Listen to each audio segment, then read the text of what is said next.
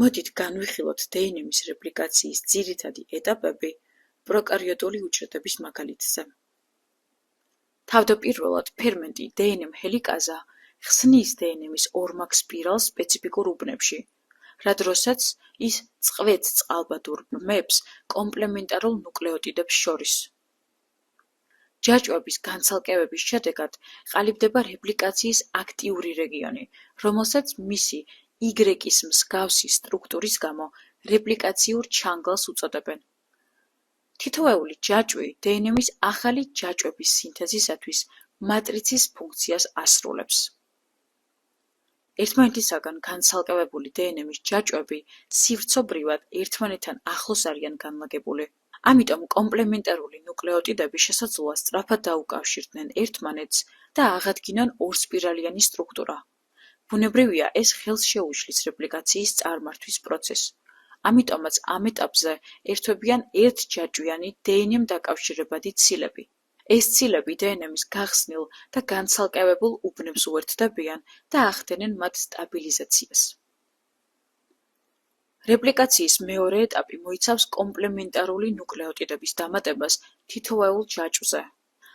ამ პროცესს ფერმენტი დნმ პოლიმერაზა ახორციელებს.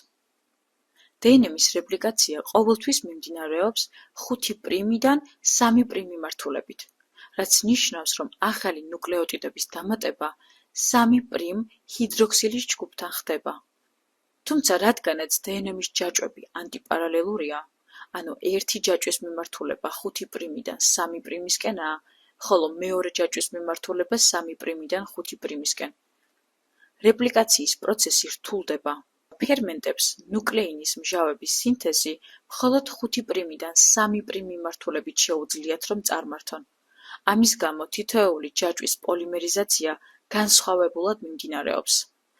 ჯაჭვს, რომლის წარმოქმნა უწყვეტად ხდება, წამყვანი ჯაჭვი ეწოდება, ხოლო ჯაჭვს, რომლის წარმოქმნაც წყვეტილად მიმდინარეობს, ჩამორჩენილი ჯაჭვი ეწოდება. განვიხილოთ წამყვანი ჯაჭვის დასინთეზირების პროცესი. წამყვანი ჯაჭვის სინთეზი დნმ-ის სპეციფიკურ უბანში იწყება, რომელსაც რეპლიკაციის საწყისი ეწოდება. ამ უბანში ფერმენტი დნმ პრაიმაზა დაასინთეზირებს მოკლე რნმ პრაიმერებს, რომელიც დნმ-ის მატრიცული ჯაჭვის კომპლემენტარულია. ეს პრაიმერი საშუალებას აძლევს ფერმენტ დნმ პოლიმერაზა 3-ს დაუკავშირდეს და პრაიმერის 3' ბოლოდან დაიწყოს სამშენებლო ბლოკების, ანუ ნუკლეოტიდების დამატება. ამ ჯაჭვზე დნმ პოლიმერაზას გადაადგილების მიმართულება ემთხვევა რეპლიკაციური ჩანგლის მიმართულებას. შედეგად, ახალი ჯაჭვი უწყვეტად სინთეზირდება და მას წამყვანი ჯაჭვი ეწოდება.